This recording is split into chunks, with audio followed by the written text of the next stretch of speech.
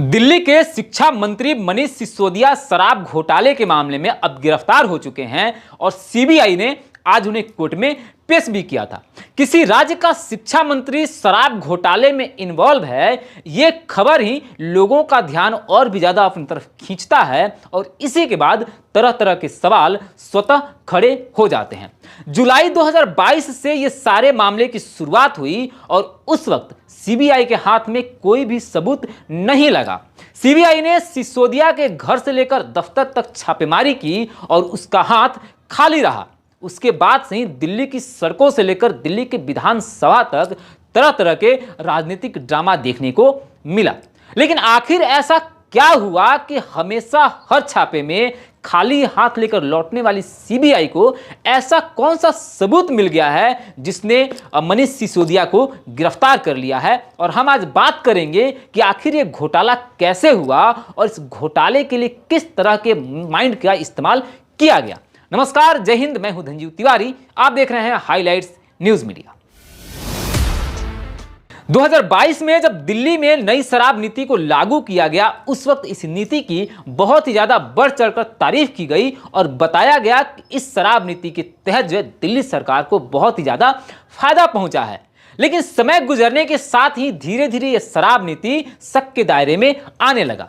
जुलाई 2022 में दिल्ली के chief secretary को संदेह हुआ। जब उन्होंने दस्तावेजों को खंगालना शुरू किया तो उन्हें मालूम पड़ा कि इसमें बहुत बड़े स्तर पे घोटाला हुआ है, जिसके बाद उन्होंने दिल्ली के गवर्नर को इस बात की जानकारी दी।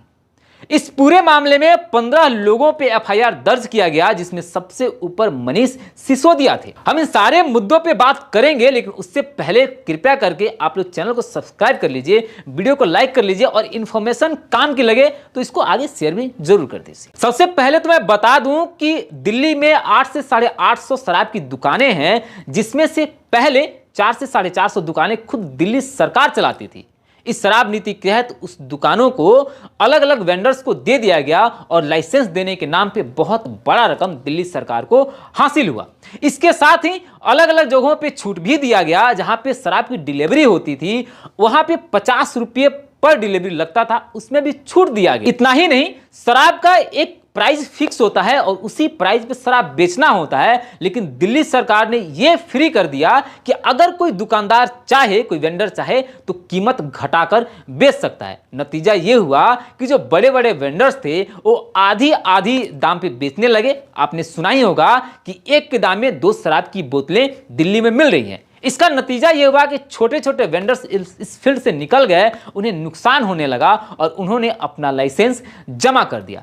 इस सारे मामले में कुछ पैसे सीधे तौर पे तो लिए गए, लेकिन जहां जहां छूट हमें दिख रहा है उन सारे पैसे को पीछे के रास्ते से आम आदमी पार्टी के खाते में चला गया और इस पैसे का प्रयोग आम आदमी पार्टी ने पंजाब चुनाव में किया है। इस शराब नीति के बाद जुलाई से पहले ऐसा लग रहा था कि राज्य सरकार, दिल्ली की राज्य सरकार शराब को लेकर बहुत ज्यादा गंभीर है और अपने राज्य में शराब को प्रमोट करना चाहती है। बस यही मामला संदेह का था कि आखिर एक राज्य सरकार ऐसा क्यों करेगी। अब सवाल यह है कि जांच तो यहां से शुरू हो गया, लेकिन आखिर मनीष सिसोदिया के घर और दफ्तर पे छापे पड़ने के बाद सीबीआई को कुछ हाथ क्यों नहीं लगा। तो बात दरअसल यह है कि अरविंद केजरीवाल, आप सबको पता ही है कि वो आईएएस अधिकारी रह चुके हैं, वो ब्यूरोक्रेट रह चुके हैं और उनको बखूबी मालूम है कि करप्शन कैसे होता है और करप्शन को कैसे छुपाया जा सकता है। इसी के बाद बहुत सारे ऐसे दस्तावेज थे जिससे पता चल सकता था कि यहां करप्शन हुआ है, उन सभी दस्तावेजों को गायब कर दिया गया था। बहुत सारे ऐसे वीडियो फुटेज या मीटिंग के रिकॉर्ड्स जिससे यह पता चल सकता था कि यहां पे करप्शन हुआ है, उस रिकॉर्ड को भी मिटा दिया गया और इसी की वजह से सीबीआई चाहे जितनी भी छापेमारी करती रही, हाथ में कुछ नहीं लगा। लेकिन सीबीआई को यह बखूबी मालूम था कि यहां पे बहुत ही बड़े स्तर पे घोटाला हुआ है। उसके बाद से सीबीआई ने बहुत सारे अलग अलग एजेंसियों की मदद ली। कुछ एजेंसियां भारत की थीं और कुछ एजेंसियां भारत के बाहर से थीं। उन सभी एजेंसियों की मदद से गायब किया गया डॉक्यूमेंट्स निकाला गया। व्हाट्सएप चैट, व्हाट्सएप डॉक्यूमेंट जो डिलीट कर दिए गए थे, उन सभी डिलीट्स को निकाला गया और डिलीट किए गए डॉक्यूमेंट्स को निकाला गया और उसी से पता चला कि क्या क्या घोटाला और कैसे कैसे घोटाला यहां पे किया गया है। फिर क्या था, जुलाई से जिस मामले की गुत्थी उलझी हुई थी उसको सीबीआई ने फाइनली उस गुत्थी को सुलझा लिया। आपको यहां पे मैं बताते चलूं कि जब सीबीआई छापेमारी करती थी और उसके बाद जब खाली हाथ लौटती थी तो आम आदमी पार्टी के नेता सीना चौड़ा करके दिल्ली में कहा करते थे कि सरकार और सीबीआई चाहे तो वो हमें गिरफ्तार कर सकती है, हमें गिरफ्तारी से डर नहीं लगता। बात यह भी कहा जा रहा था कि आम आदमी पार्टी और उसके नेता कट्टर ईमानदार हैं और भारतीय जनता पार्टी इस कट्टर ईमानदार पार्टी को बदनाम करना चाहती है।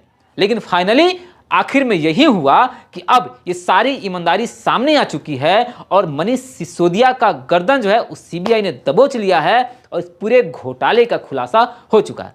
आगे देखते हैं कि कोर्ट क्या फैसला देता है, सीबीआई कितना सबूत जुटा पाती है और इस घोटाले में मनीष सिसोदिया का भविष्य कैसा रहता है। आम आदमी पार्टी कट्टर ईमानदार अरविंद केजरीवाल का भी क्या होता है, यह भी देखना अभी बाकी है। चलिए बाकी हम फिर मिलते हैं अपने एक अगले वीडियो के साथ, तब तक के लिए नमस्कार।